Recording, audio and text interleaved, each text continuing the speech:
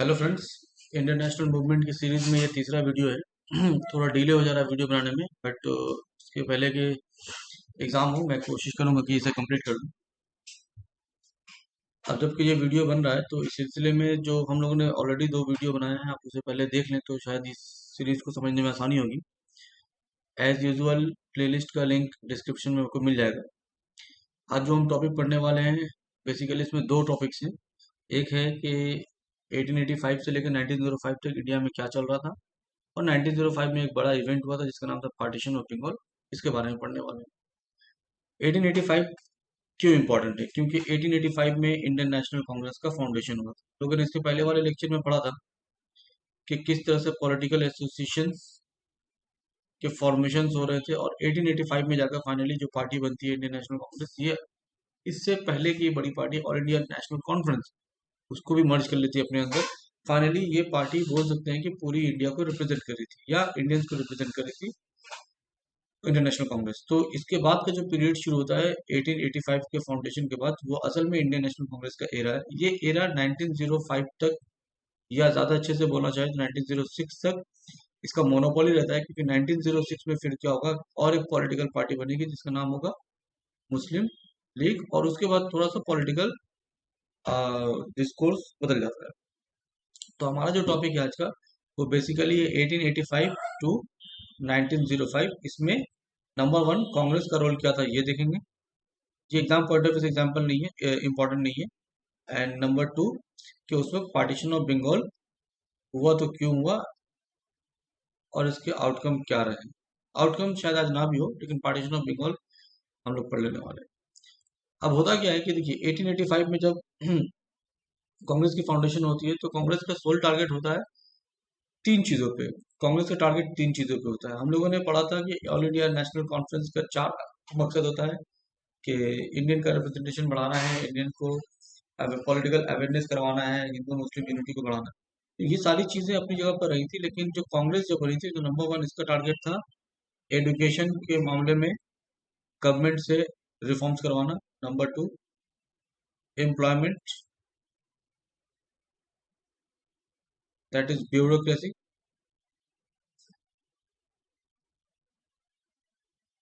और number three, legislation. देखिए education के मामले में इन लोग का ऑलरेडी स्टैंड बहुत क्लियर था कि इंडियंस को एजुकेशन दिए जाए, एजुकेशन को बेटरमेंट किया जाए। गवर्नमेंट ने ऑलरेडी 1 लाख रुपए का प्रोग्राम, मिनिमम 1 लाख रुपए खर्च करने की जो बात ईस्ट इंडिया कंपनी में बर्डन रखी थी, वो यहाँ पे चल रहा था। यूनिवर्सिटीज बनने लगे थे 1861 में। यूनिवर्सिटी बन गई थी, university of Calcutta, university of Bombay and university of Madras. लेकिन प्रॉब्लम ये थी कि ये पढ़कर मिल कुछ नहीं रहा है, क्योंकि हमें हमारे पास ना तो एम्प्लॉयमेंट है, और अगर एम्प्लॉयमेंट है तो भी इंडियंस कमीशन रैंक में है ही नहीं। कमीशन मतलब वो रैंक जो कमिश्नर के रैंक की तरह होता है, हायर रैंक इसको बोल सकते हैं, मिनिमम असिस्टेंट कमिश्नर का रैंक जो होता है। अब इन रैंक्स में इंडियंस का एम्प्लॉयमेंट नहीं है, या इंडियंस का रिप्रेजेंटेशन नहीं है। दूसरा, लेजिस्लेचर। उस वक्त लेजिस्लेचर का मतलब था इंडिया काउंसिल। इंडिया काउंसिल मतलब जो सेक्रेटरी ऑफ इंडिया का जो अपना काउंसिल था, उसको लोग बोलते थे इंडिया काउंसिल। इसमें इंडियंस का रिप्रेजेंटेशन ऑलमोस्ट ना के बराबर था। बाद में कांग्रेस ने अपने प्रोटेस्ट करके इसमें कुछ इंडियंस के रिप्रेजेंटेशन को बढ़ाने की कोशिश करी, और कुछ हद तक चेंजेस आया भी। 1891 का रिफॉर्म्स आया, उसमें कुछ इंडियंस को नॉमिनेट भी करने का मौका दिया गया, इंडियंस के रिप्रेजेंटेशन बढ़ा। इसके अलावा कांग्रेस का तीसरा कोई मकसद नहीं, चौथा कोई मकसद नहीं था। कांग्रेस 1885 से लेकर 1905 तक बेसिकली यही तीन काम कर रही थी, और इन्हीं तीनों में गवर्नमेंट को वो आ, ये तो कहना मुश्किल है कि मजबूर कर रही थी, लेकिन हाँ, गवर्नमेंट के साथ उसका टाई अप कुछ ऐसा था कि गवर्नमेंट की बातें मान रही थी। शुरू में तो गवर्नमेंट प्रमोट करने के लिए मानी, बाद में गवर्नमेंट मजबूर होकर मानी। प्रमोट कैसे मानी? जब 1885 में कांग्रेस का पहला सेशन हुआ था आपका बॉम्बे में। मैंने इसको पिछले क्लास में ही बोला था। गोकुल दास तेजपाल गोकुल दास तेजपाल संस्कृत कॉलेज, 72 डेलीगेट्स वहां पे अटेंड किए। 1887 में 1886 में कैलकाटा में सेशन होता है, 1887 में मद्रास में सेशन होता है। जब कैलकाटा में सेशन होता है, तो उस वक्त 1886 में लॉर्ड डफरिन खुद, लॉर्ड डफरिन हम लोग ऐसे भी इसको पढ़े हुए हैं कि जब कांग्रेस की फाउंडेशन होती है, तो उस वक्त गवर्नर जनरल लॉर्ड डफरिन रहते हैं, और हम लोगों ने लॉर्ड डफरिन के साथ Lord Dufferin Hume conspiracy theory के भी पिछले दिन पढ़ा था। तो लॉर्ड डफरिन ने खुद इन लोगों को टी पार्टी पे बुलाया था, जो डेलीगेट्स थे कांग्रेस के उनको टी पार्टी पे बुलाया था। सोचिए अगर फ्रेंडली नहीं रहता, टी पार्टी पे बुलाता क्या। 1887 में जब मद्रास में सेशन हुआ था, ये हुआ था कैलकाटा में, मद्रास में सेशन हुआ था, तो खुद यहाँ के सेक्रेटरी ऑफ स्टेट्स ने वहां के गवर्नर को कहा था कि डेलीगेट्स को अच्छी तरह से डील करे। लेकिन 1887 के बाद 1888 आते आते ये बिहेवियर चेंज हो गया। अब तक कांग्रेस इनके लिए लॉयल थे, इनके लिए बाबूज थे, लॉयल बाबूज। 1888 में मामला ये होता है कि अब कांग्रेस इनके लिए दुश्मन हो जाते हैं। कांग्रेस को बहुत सारे नामों से पुकारा गया, लॉयल बाबूज कहा गया, सेडिशियस ब्राह्मण कहा गया।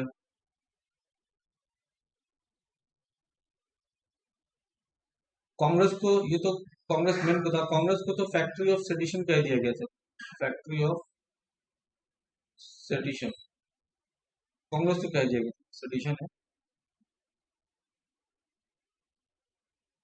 या जो लोग हैं वो लोग बगावती है। जब ये सेशन इलाहाबाद में हो रहा था, कोर्ट सेशन, तो इन लोग को जगह नहीं मिली थी, इसको रोकने की बहुत कोशिश की। तो उस वक्त दरभंगा महाराज ने अपनी जगह दी इन लोगों को, और इसके अगेंस्ट में ब्रिटिश ने रोकने की कोशिश की। बट उस वक्त प्रॉब्लम ये थी कि 1200 डेलीगेट्स पहुंच चुके थे। देखिए सिर्फ 4 साल में 72 से 1200 तक का फसल सफर तय हुआ था। ये सारे इंडियंस थे। तो इस जर्नी में कुछ इसमें नॉन इंडियंस भी शामिल थे, बट इस जर्नी में मैक्सिमम जो इंडियंस थे क्यों शामिल हुए थे, क्योंकि कांग्रेस अपनी जो एक्टिविटीज थी इससे इंडियंस को एक प्लेटफॉर्म पे लाने में कामयाब रही थी। गवर्नमेंट से बहुत ज्यादा फायदा नहीं हुआ था उस वक्त तक। शुरू में जो फायदा मिला था इसको दिखाकर गवर्नमेंट की एक्टिविटीज के जरिए इंडियन से कनेक्ट होना आसान हो गया था। हालत ये रही कि कांग्रेस से दुश्मनी के जब 1887 में लॉर्ड डफरिन का रिटायरमेंट हुआ था, ये स्टेटमेंट आपके एग्जाम में कई बार पूछा गया है, लॉर्ड डफरिन का रिटायरमेंट हुआ था, तो उन्होंने कांग्रेस को कहा था microscopic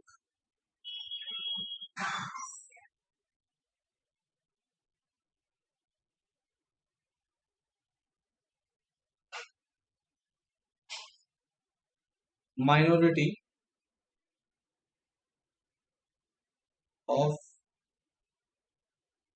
Indian population.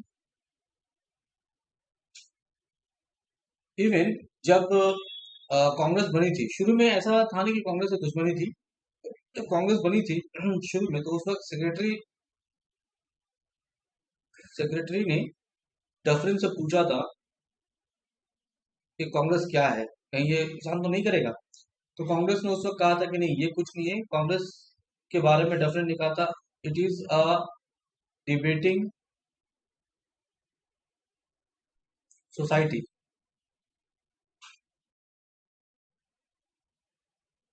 Eight Eton, और ये सब जगह के नाम है। बस उसने सिंपल अपने नोटेबल है कि किसने कहा था कांग्रेस को डिबेटिंग सोसाइटी, लॉर्ड डफरिन ने कहा था।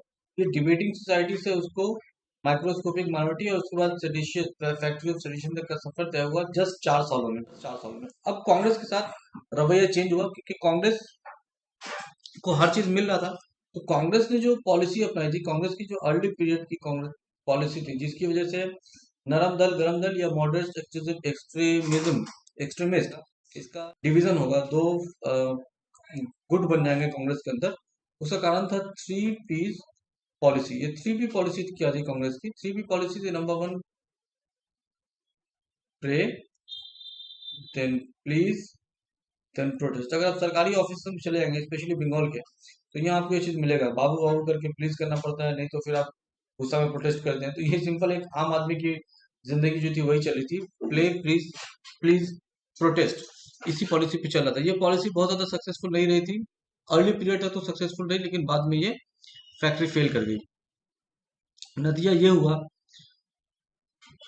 नतीजा ये हुआ कि कांग्रेस में दो ग्रुप्स बन जाते हैं। 1907 जाते जाते तक ये ग्रुप क्लियर कट सामने आ जाते हैं। ब्रिटिश को पता लग जाता है कि सूरत स्प्लिट के नाम से अ, एक क्लीवेज तैयार हो गया Congress with in the Congress, एक नरम दल और एक गरम दल। अब प्रॉब्लम ये रही कि इस वक्त में कांग्रेस क्या कर रही थी। कांग्रेस हिंदू मुस्लिम यूनिटी पे काम कर रही थी, लेकिन इसी वक्त एक और आदमी नाम था जिसका नाम था सैयद अहमद, सैयद अहमद खान। 1888 में आकर सैयद अहमद खान ने along with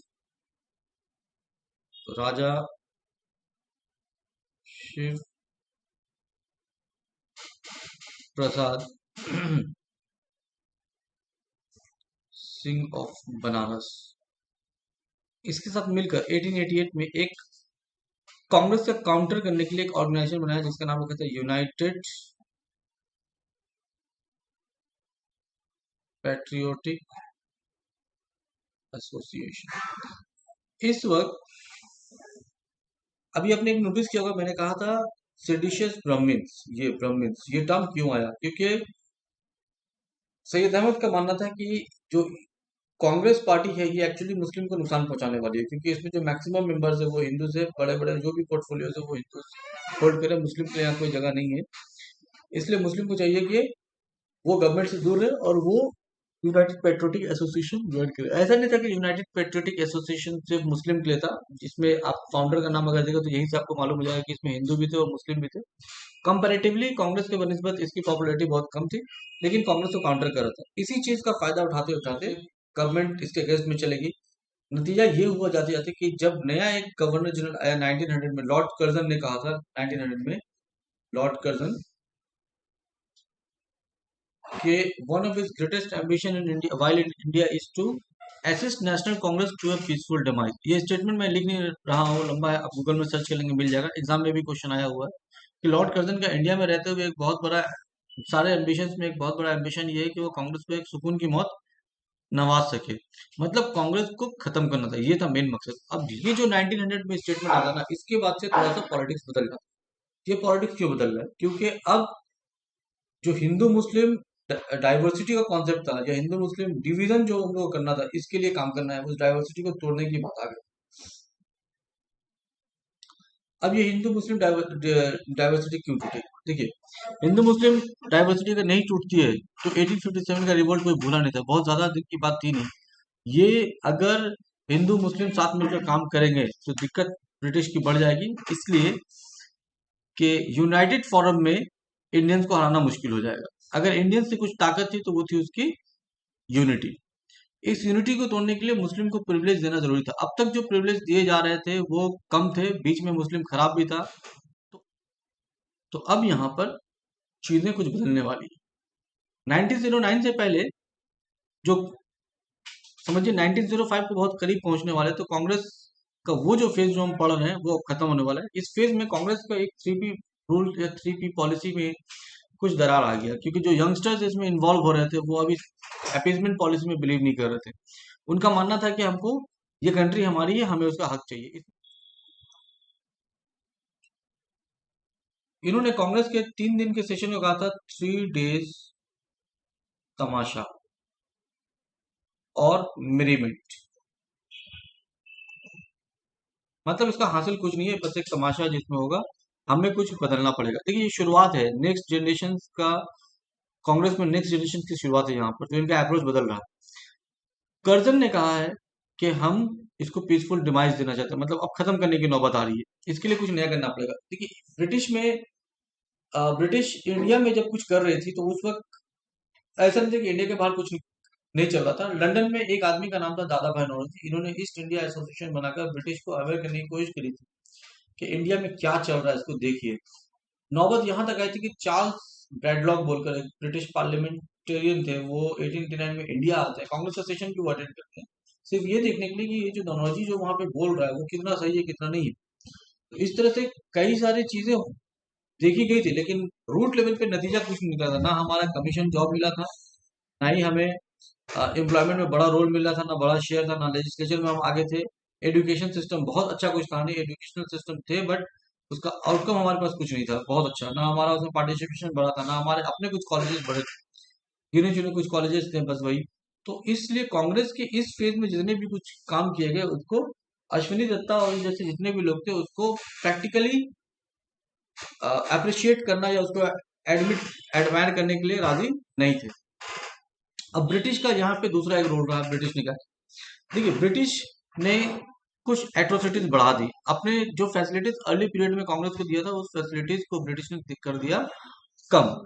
और दो तीन एक्टिविटीज एक्टिविटीज ऐसी की जिसमें रेसिज्म को बढ़ावा मिल गया, जबकि बात ये थी कि रेसिज्म इंडिया में नहीं चलेगा। एक इसका बेहतरीन एग्जांपल है 1899 का कैलकाटा म्यूनिसिपल कॉर्पोरेशन। इसको उस वक्त एंग्लो इंडियन हाउस बोलते थे।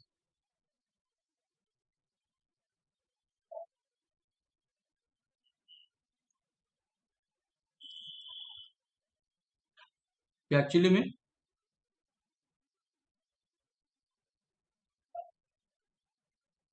कैलकाटा म्यूनिसिपल कॉर्पोरेशन को ही बोलते थे। Number of Indians and number of Anglo मतलब इंग्लिशेस जो थे वो बराबर हो चुके थे, इसलिए इसको एंग्लो इंडियन हाउस बोला गया। उस वक्त क्या किया गया, इंडियंस के सीट को कम कर दिया गया। इंडियंस का सीट कम होगा तो ऑलरेडी इंग्लिशिस्ट है वो ज्यादा हो जाएंगे और इंडियंस कम हो जाएंगे, ये प्रॉब्लम थी। दूसरा प्रॉब्लम था, एक इंडियन यूनिवर्सिटी एक्ट आया था 1904 में।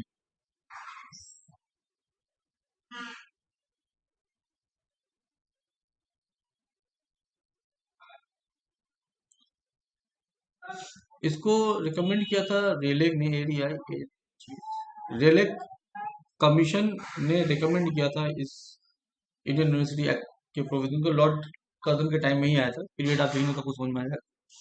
इससे भी इंडियंस खुश नहीं थे। इसके अलावा इंटरनेशनल फोरम में कुछ बड़ी इवेंट्स हो गई थी।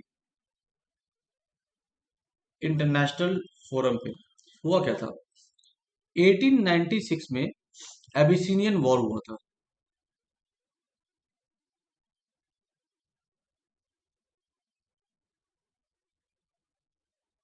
इसमें एबिसिनिया जीत गई थी। 1904 में जापान रशिया वॉर हुआ था।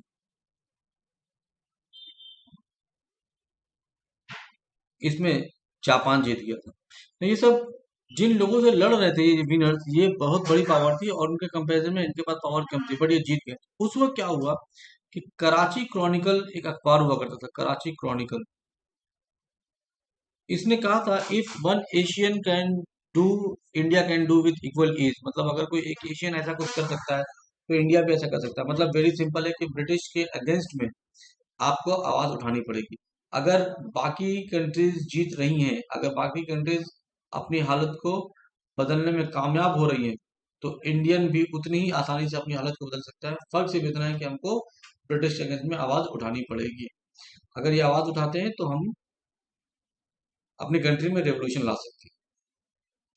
अब ये रेवोल्यूशन आने की जरूरत क्यों पड़ी, देखिए, रेवोल्यूशन आने में मिलिटेंट नेशनलिज्म की शुरुआत होती है। यही वो फेज था जिसमें मिलिटेंट नेशनलिज्म की शुरुआत करी थी। मिलिटेंट नेशनलिज्म मतलब अब 3P पॉलिसी पे बात नहीं होगी, मार काट पे शुरू होगा, बम बारूद पे बात शुरू होगी, मारेंगे मरेंगे जो भी करना है weapons and arms and ammunition की मदद से करेंगे। इस चक्कर में स्टेज पर आते हैं बॉम्बे, बंगाल और मद्रास, सॉरी पंजाब, ये तीन आते हैं ना। इसके बारे में आज हम नहीं पढ़ रहे हैं, आज हम सिर्फ पार्टीशन ऑफ बंगाल को पढ़ रहे हैं कि पार्टीशन ऑफ बंगाल क्यों किया जाता है।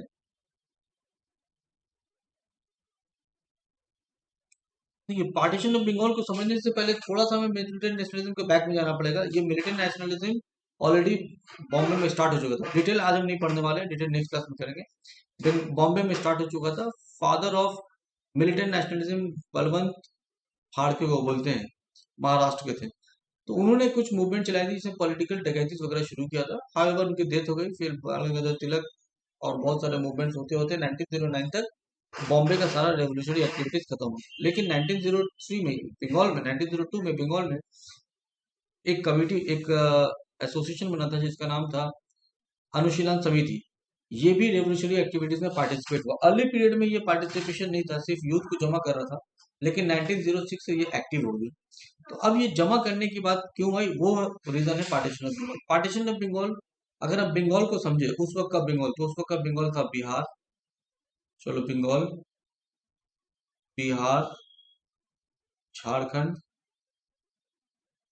उड़ीसा,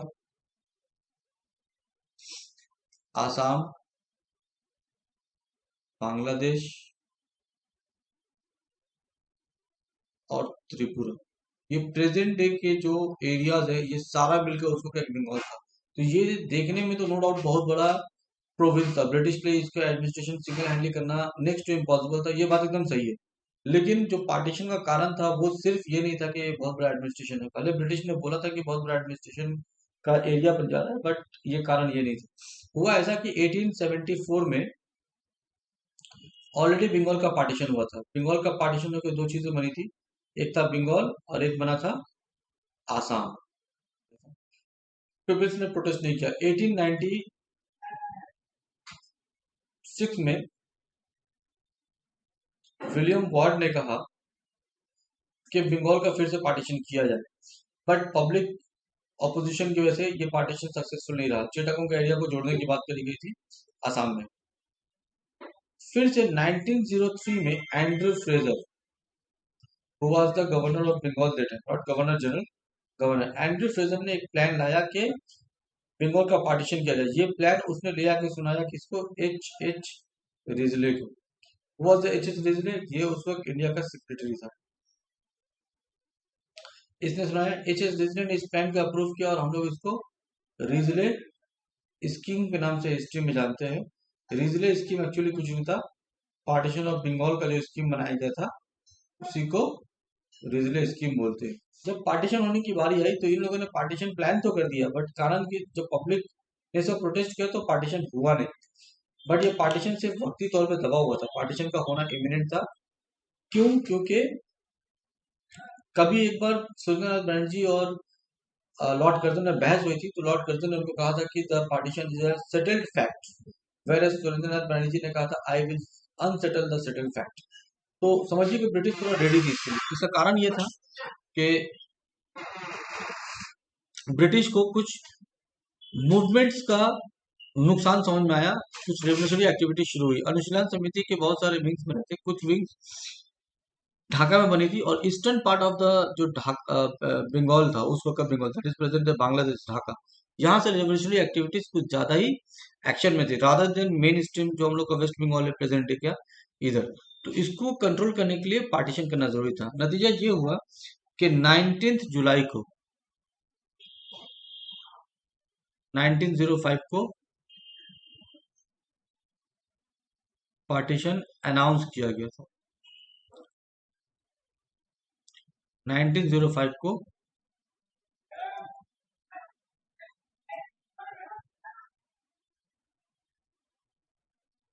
इम्प्लीमेंटेड, और इसी पार्टीशन के साथ एंटी पार्टीशन मूवमेंट स्टार्ट हो गया है। एंटी पार्टीशन मूवमेंट्स, इन मूवमेंट्स में स्वदेशी बॉयकॉट मूवमेंट भी अपना रोल प्ले करते हैं। वो हमारा आज का टॉपिक नहीं है, फिर कभी होगा, लेकिन ये मूवमेंट शुरू हो गया।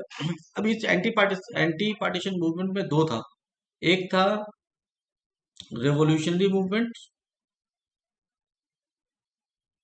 और एक था नॉन रेवोल्यूशनरी।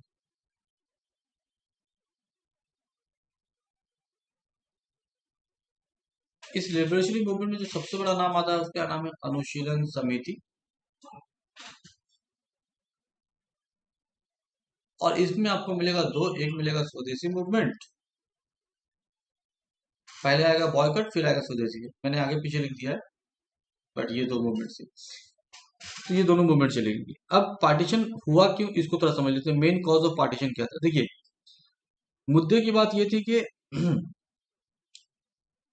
अपीजमेंट पॉलिसी चली थी ब्रिटिश की, Indians as well as Indians में, Muslim as well as Hindus में, दोनों में एक डिवीजन पैदा करना था। इसलिए कभी मुस्लिम को बेनिफिट मिला था, कभी हिंदूज को मिला था। इस मुस्लिम को बेनिफिट देने के लिए 1906 में एक मुस्लिम लीग बना दिया था। मुस्लिम लीग सडनली नहीं बनता है, इसके पहले एक शिमला कन्वेंशन हुआ रहा था 1905 में। उस वक्त जिन्ना ने उस वक्त मुस्लिम डेलीगेट से क्वेश्चन पूछा था कि who are you to represent Indian Muslims, तो उसके रिप्लाई में ब्रिटिश ने मोटिवेट किया कुछ मुस्लिम्स को और नवाब सलीमुल्लाह के जरिए एक मुस्लिम लीग बनवा दिया गया। और उस वक्त से मुस्लिम का रिप्रेजेंटेशन का जो वन साइडेड क्लेम था वो मुस्लिम लीग ने करना शुरू किया। कि वन साइडेड इसलिए बोलना ज्यादा मुनासिब है क्योंकि मुस्लिम लीग में जितने मुस्लिम थे वो सारे इंडिया के मुस्लिम नहीं थे, कुछ मुस्लिम उधर थे और कुछ मुस्लिम्स का सपोर्ट कांग्रेस के पास था। अगर ऐसा नहीं होता तो फिर हम लोग इंडिया में रहते नहीं, हम लोग भी पाकिस्तान में रह रहे होते। इसका मतलब जिसका फेथ था मुस्लिम लीग पे वो उसके मेंबर्स थे, जिसका फेथ था कांग्रेस पे वो कांग्रेस के साथ थे, और बाद में हम लोग पार्टीशन के बाद इंडिया और पाकिस्तान में जिनका जैसा हुआ वो चले गए। अब प्रॉब्लम ये रही कि लॉर्ड कर्जन ने एक लेटर लिखा था जिसमें एच एच रीजले को कहा था कि अगर आज हम इसको कंट्रोल नहीं करते हैं, eastern part of the Bengal को, तो आने वाले वक्त में हम जो रेवोल्यूशनरी एक्टिविटीज है इसको कंट्रोल नहीं कर पाए। जो सेडिशियस मूवमेंट है खन्ना और ढाका के डिस्ट्रिक्ट्स में, इसको रोकने के लिए पार्टीशन एकमात्र रास्ता है। अब इस पार्टीशन को करने के लिए क्या कहा गया? पार्टीशन को करने के लिए मुस्लिम को कहा गया कि, से एक स्टेटमेंट था लॉर्ड कर्जन का, इसने कहा था, I am giving you a Muslim province. ये किसको बोला गया था? मुस्लिम को कहा गया था मुस्लिम प्रोविंस। ये किस लिए? पार्टीशन के बाद जो स्टेट बना था उसका नाम था Assam and east Bengal and Assam. ठीक है, उसका नाम था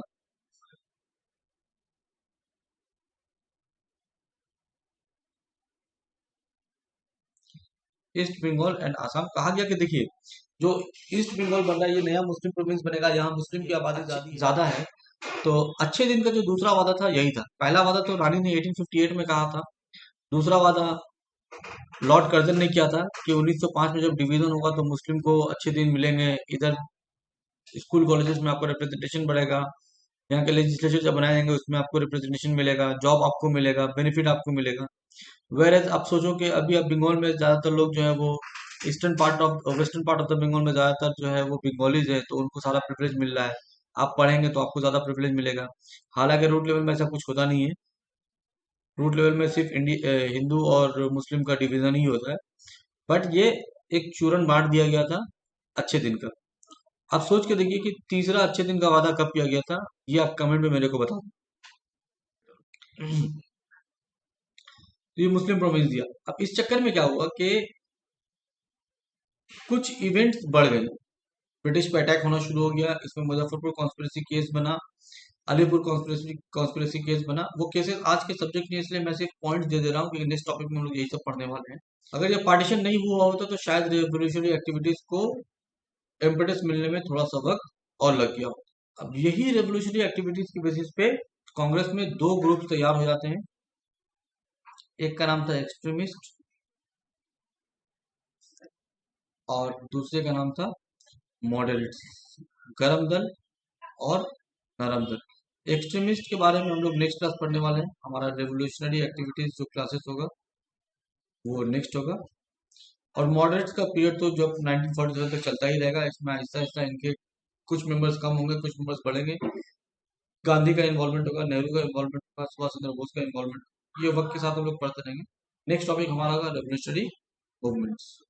थैंक यू।